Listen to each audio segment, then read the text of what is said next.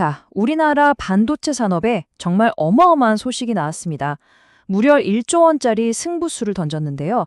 정부가 AI 반도체 시장의 판도를 아예 바꾸겠다며 내놓은 이 계획, 과연 성공할 수 있을까요?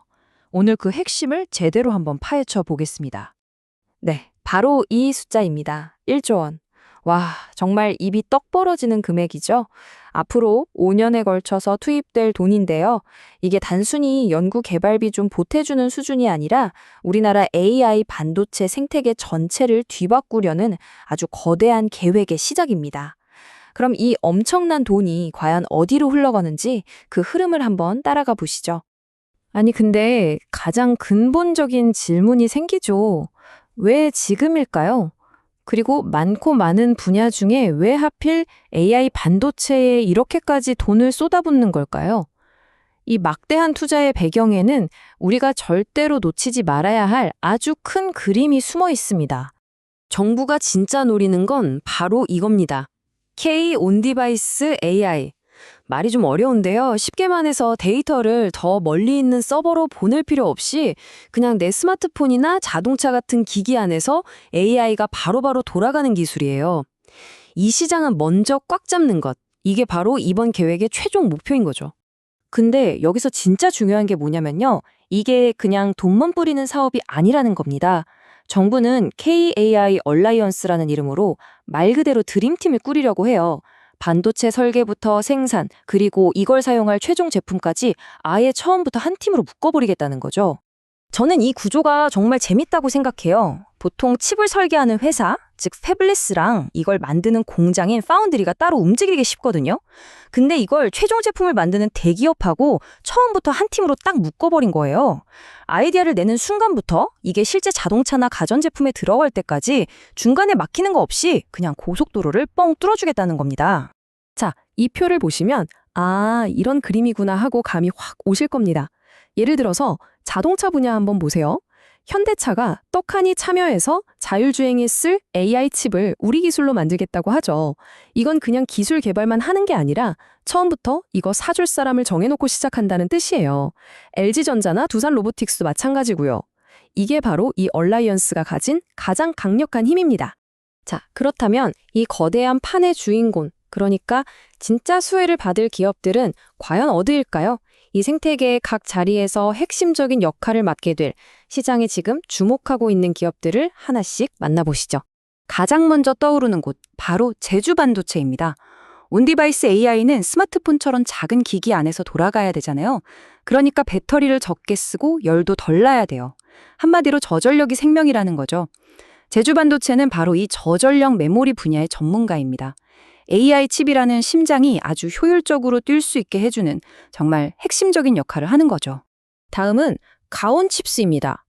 이 회사는 뭐랄까 칩을 설계하는 팹리스와 이걸 실제로 만드는 삼성 파운드리 사이에 아주 유능한 통역사 혹은 다리 같은 존재라고 보시면 돼요. 아무리 설계도가 좋아도 공장에서 못 만들면 그냥 종이 쪼가리잖아요. 가온칩스가 바로 그 사이의 간극을 착착 메워주는 아주 중요한 역할을 합니다. 자, 칩을 다 만들었어요. 그럼 뭘 해야 할까요? 당연히 이에 제대로 작동하는지 검사, 즉 테스트를 해야겠죠. 여기서 등장하는 숨은 강자가 바로 리노공업입니다. 특히나 AI 칩처럼 수많은 기능이 막 얽혀있는 복잡한 칩일수록 더 꼼꼼하고 정밀한 테스트가 필요한데 바로 이 지점에서 리노공업의 기술력이 빛을 발하는 겁니다. AI 칩의 성능, 이건 결국 데이터가 얼마나 빨리 달리냐에 달려 있거든요. 퀄리타스 반도체는 바로 칩 안에 KTX 같은 초고속 데이터 고속도로를 깔아주는 전문 회사라고 생각하시면 쉽습니다. 이 고속도로가 없으면 아무리 똑똑한 AI 칩이라도 그냥 거부리가 되는 거예요. 마지막으로 네페스 아크입니다. 여기도 테스트 전문 기업인데요. 역할이 좀 더 특별해요.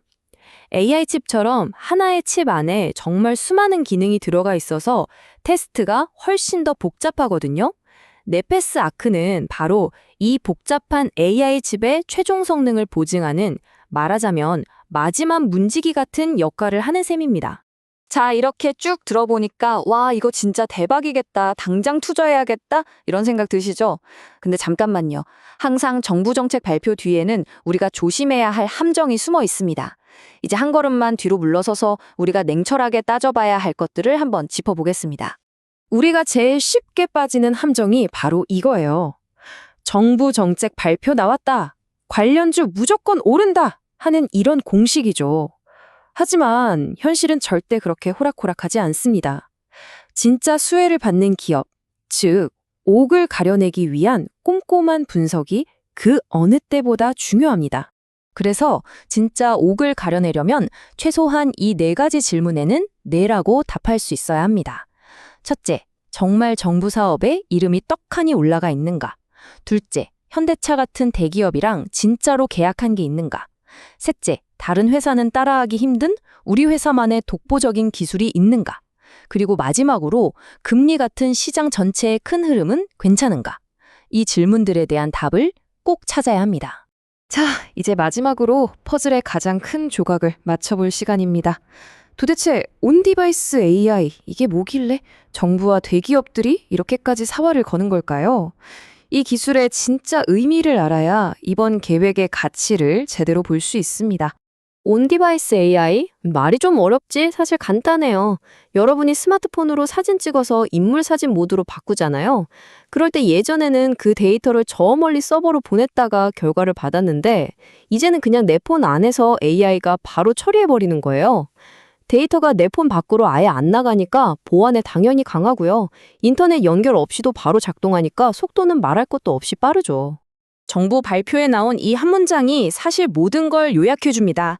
연구실에 처박혀 있는 시제품이 아니라 바로 우리가 매일 쓰는 현대차, LGTV에 메이드 인 코리아 AI 칩을 넣어서 이거 봐라, 세계 시장에서도 통한다는 걸 똑똑히 증명하는 것. 이게 바로 1조 원이라는 거대한 투자의 최종 목표인 셈입니다. 자, 이제 모든 그림이 맞춰졌습니다. 1조 원이라는 엄청난 자금, 설계부터 완제품까지 쫙 이어지는 전략, 그리고 세계 시장이라는 뚜렷한 목표까지. 과연 우리의 K반도체, 이 거대한 도전을 성공으로 이끌고 글로벌 AI 시장의 판을 뒤엎는 진짜 게임 체인저가 될 수 있을까요? 그 결과는 이제부터 우리가 두 눈 똑똑히 뜨고 지켜봐야 할 겁니다. 오늘 분석은 여기까지입니다.